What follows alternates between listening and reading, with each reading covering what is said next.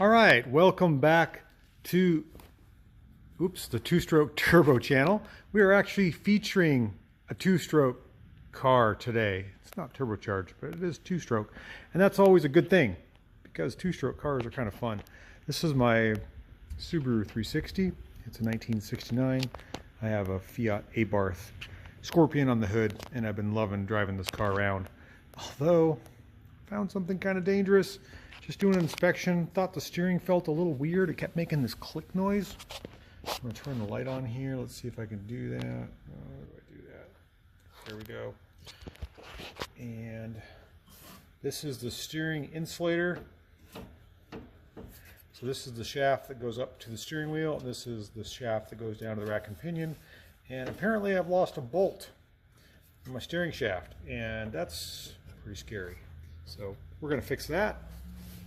We're also going to fix the rear brakes are leaking a little bit. The wheel cylinders are leaking. So we've got some safety improvements in mind. We're always trying to stay safe. And there's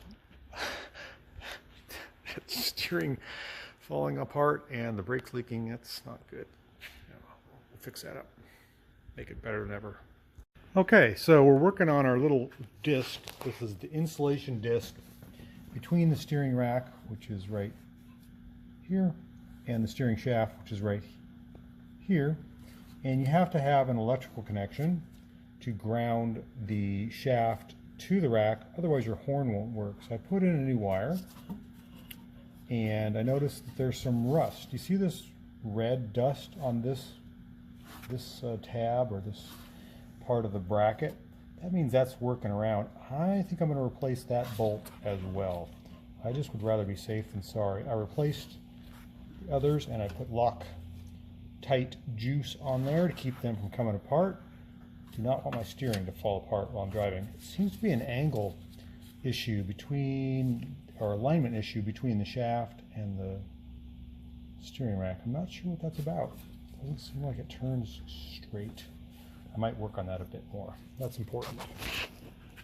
Okay, so we got the steering isolator, insulator, adjuster, rubber deal all figured out. It now works pretty well. Let me grab my shaft and turn it a little bit, or just turn the wheels.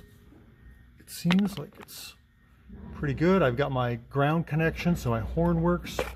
It runs pretty smooth. I'm happy with that. I've got lock nuts and Loctite on all my nuts. Now let's work on the rear brakes. That's actually why the car came in. The steering thing was a surprise. The brakes on the other side were leaking. I wanted to show you what Subaru 360 rear brakes look like. We have a somewhat normal wheel cylinder that pushes out both ways. No blind hole wheel cylinders like they're on the front. We have a cross arm and retracting springs upper and lower. And this is our e-brake pivot arm. So when the cable is pulled down here, it creates a expansion, mechanical expansion to apply the brake.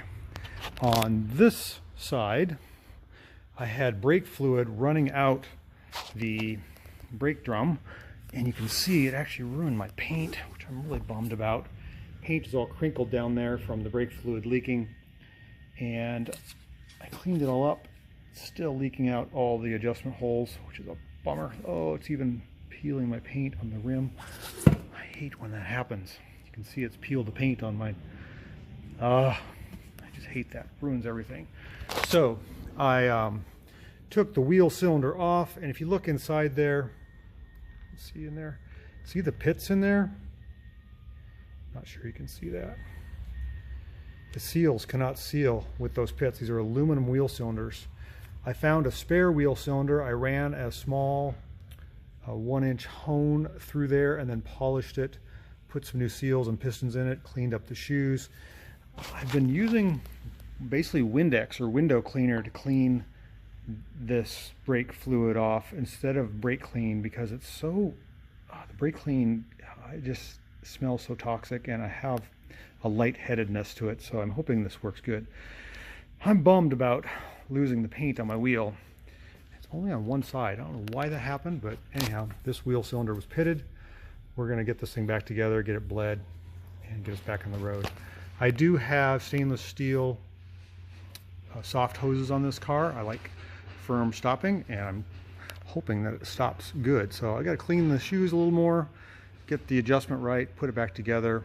Seems like when you own a Subaru 360, you spend a lot of time working on the brakes. Okay, so we have successfully fixed our wheel cylinder on our Subaru 360 from leaking, causing damage to their painted rim and a low brake pedal.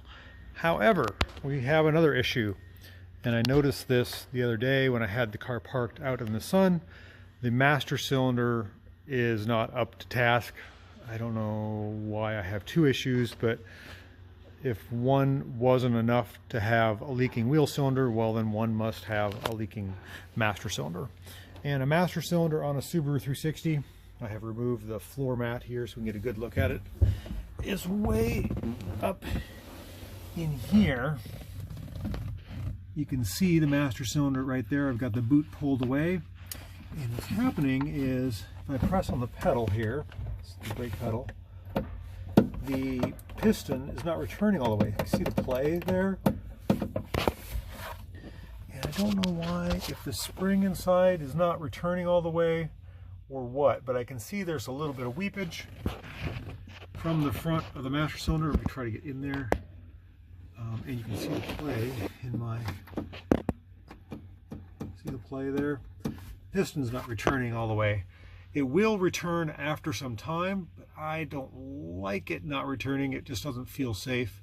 So we're moving on to a new master cylinder. I've rebuilt this one, I think, 3 times, and I'm sort of tired of it.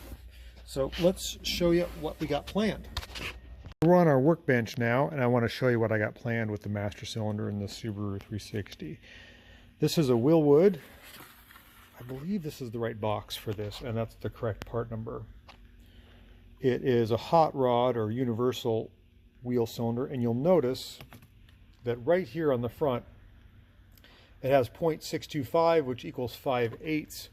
That's smaller than the factory Subaru 360. The factory Subaru 360 is 3/4 or 19 millimeter, which is a little larger. I like going smaller. It makes the brakes feel more assisted and snappier. However, what I've got to do, this is the block, outlet block that goes on here, and this bolt with the brake light switch goes into the master cylinder here. So we've got the block like this, and the bolt that goes through, and it all tightens together like this. However, the threads on this are different than the threads here. So I've got to get an adapter. I've got to figure out how to adapt this to that without making too much of a stack here, because we have a lack of room per se. So this is the next project. I can drive the car the way it is now. I just don't like it, and I really like these wheel cylinders. Also, these tabs are in the wrong orientation. The Subaru 360, it's the other way around. The tabs go this way, and these go up and down. So I've got to make a bracket. So that's next up. So stay tuned for that, and we'll get this thing back on the road, stopping good. Thanks for watching. We'll see you on the next video. I hope you enjoy your Subaru 360 as much as I enjoy mine. It's a great 2-stroke car.